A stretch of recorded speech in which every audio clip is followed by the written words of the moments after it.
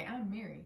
I teach science education at Endicott College and I love science. Some of my students decided that they wanted to share a fun story with you today. So I brought all my animal friends at home for the story because it's a story about animals. So we're going to sit back and listen to the story just like you. And then we're going to learn some activities that we can do at home. The Very Best Bed, written by Rebecca Ray. The little gray squirrel was so busy finding nuts and seeds to store away for the winter that he hadn't noticed it was getting cold and dark. He needed to find a cozy bed for the night. There was a nice den nearby under a fallen tree, but it was already very, very full with a big bear. What does the bear's den look like to you? What are some things that you notice that the bear uses for its bed? Could he find a nest up in the old pine tree? But then he heard the sound of a barred owl hooting. It sounded like, "Who cooks for you all?" The owl was just waking up. Soon he would start hunting in the moonlight. The squirrel jumped up onto a great pile of rocks.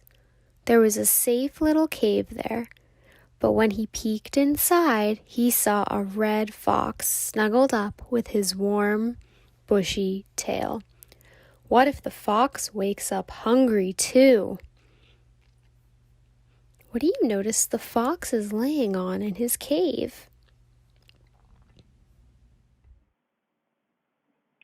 It might be safer up in the tall maple tree.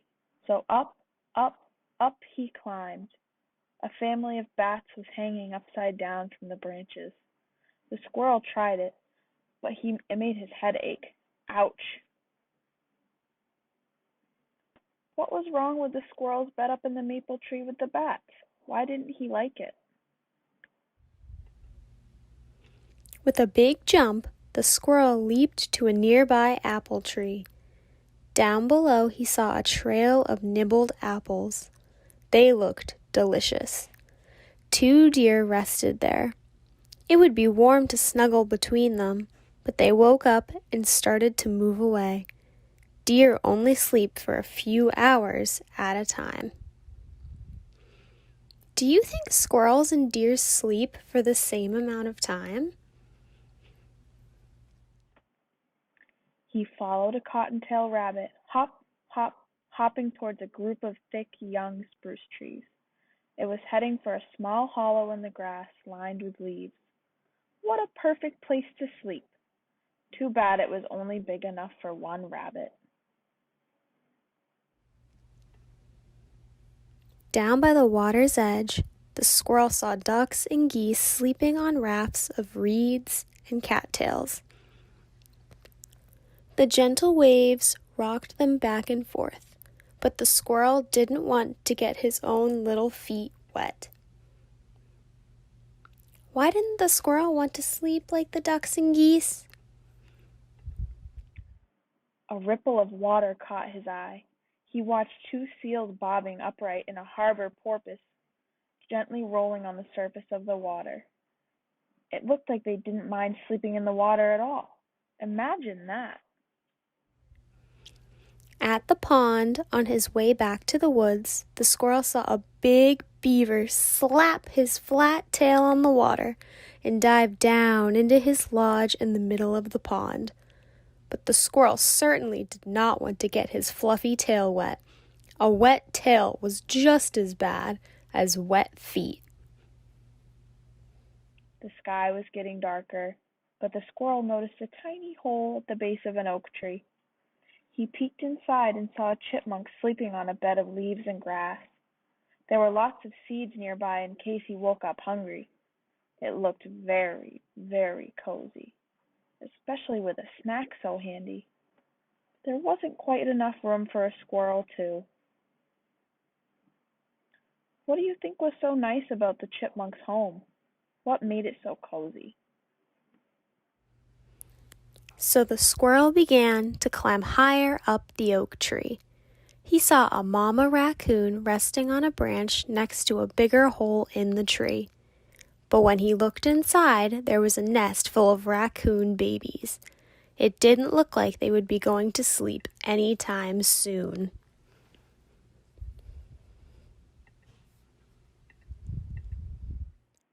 The squirrel kept climbing higher and higher and higher, and there, sheltered under a branch, was an empty woodpecker's nest. Quick as a flash, the squirrel scampered down the tree and gathered some grass and moss and leaves. Then he made the very best bed there ever was. He curled up under his fluffy tail and slept and slept and slept all night long. What do you notice in this picture? What did the squirrel make his very best bed out of?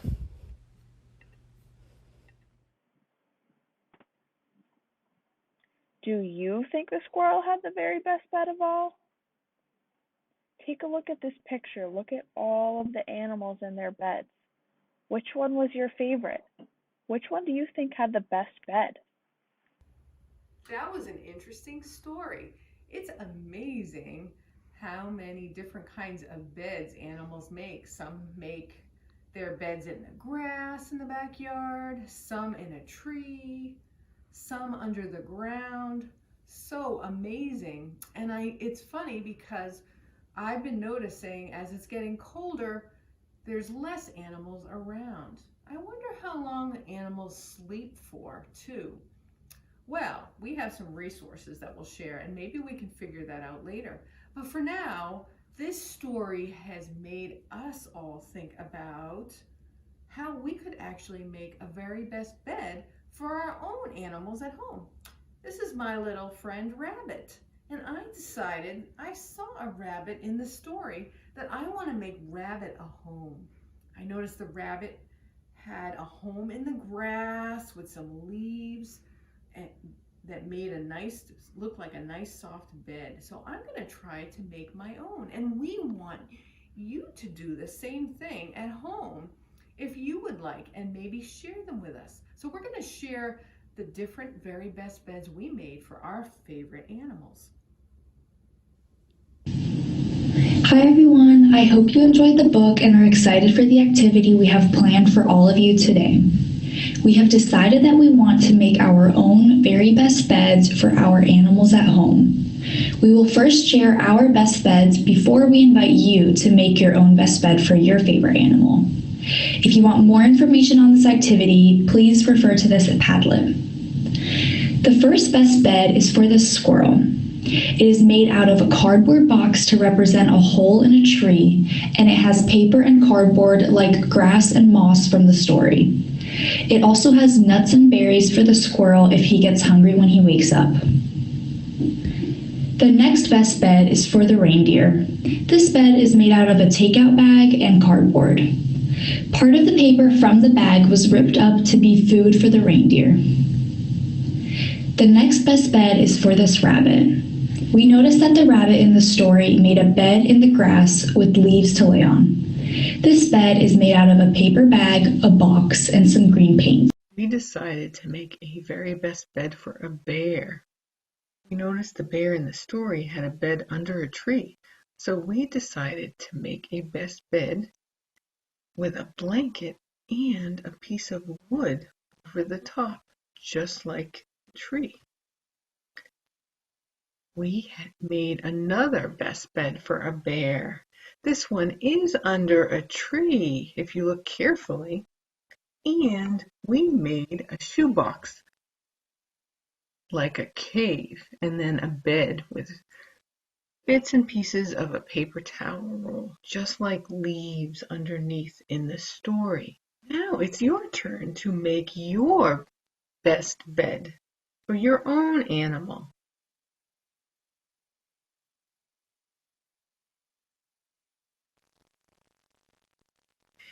Here's more information about how you can share your very best bed with us and look at some resources with other activities.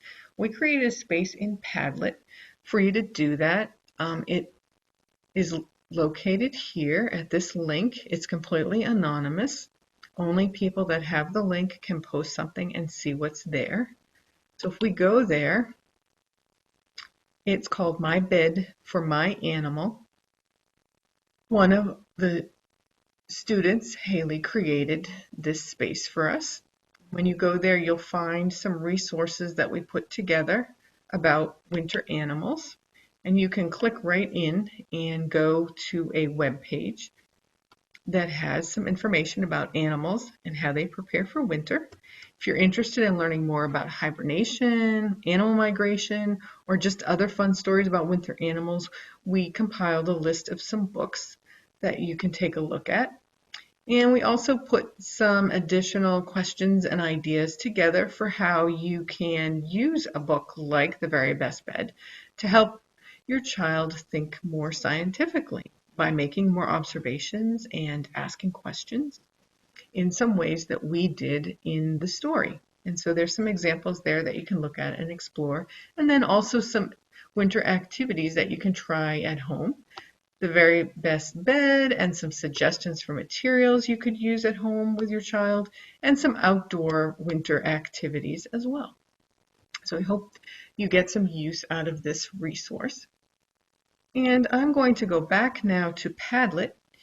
And one of the things in Padlet that you'll see you can do is you can click on this circle that will then has a plus sign that's now changed, and I can add a post. So if you select and click on that, you'll find over here a little post came up, but I don't want it to be there. I would like to move it. I'm going to move it over here. I'm going to click inside where it says title and add a title, and this is going to be Rabbit's Best Bed.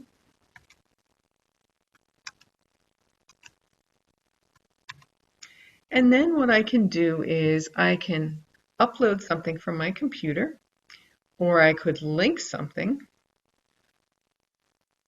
I could also do a search on Google if I wanted to, or I could take a picture right from the computer.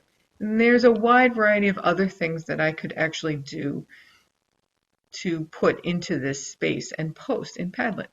What I'm going to do though is I took a picture and I want to upload it, and I have it on my computer. So I'm going to upload it, and I want to pick the file, and there it is, Rabbit's Bed.